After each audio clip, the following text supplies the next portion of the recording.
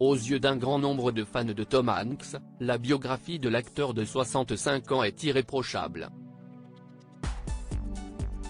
Il faut dire que l'Américain a tourné pour et avec les plus grands de l'industrie d'Hollywood, de Forrest Gump et Seul au monde de Robert Zemeckis, en passant par Il faut sauver le soldat Ryan et Arrête-moi si tu peux de Steven Spielberg, La ligne verte de Frank Darabont ou prochainement Elvis de Baz Luhrmann, présenté au Festival de Cannes. Tom Hanks a toujours fait les bons choix.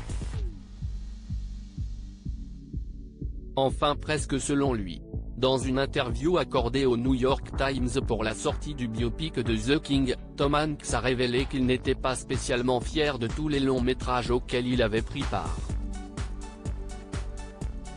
C'est notamment le cas de la franchise Da Vinci Code, adaptation des romans de Dan Brown. Mon Dieu, comme c'était une entreprise commerciale. Oui, ces suites avec Robert Langdon, Ange et Démon et Inferno, note de la rédaction, étaient de la foutaise. S'il parle des suites, il ne manque pas d'écorcher la toute première production, Da Vinci Code, sortie en 2006 avec Audrey Tautou, ses chasseurs de trésors, c'est aussi crédible historiquement parlant que ce que montrent les James Bond du monde de l'espionnage. Tout ce qu'on faisait, c'était de la diversion.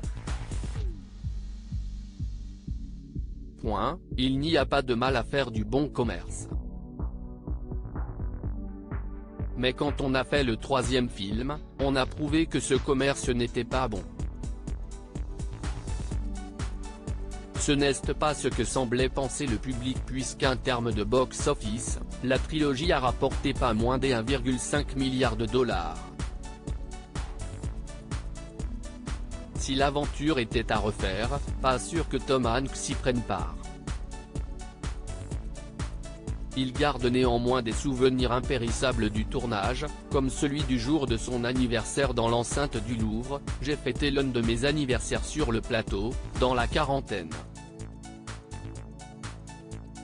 On tournait au Louvre cette nuit-là, précise-t-il, indiquant qu'il avait eu droit à un gâteau dans le grand salon du musée et qu'il s'était retrouvé en caleçon devant Mona Lisa.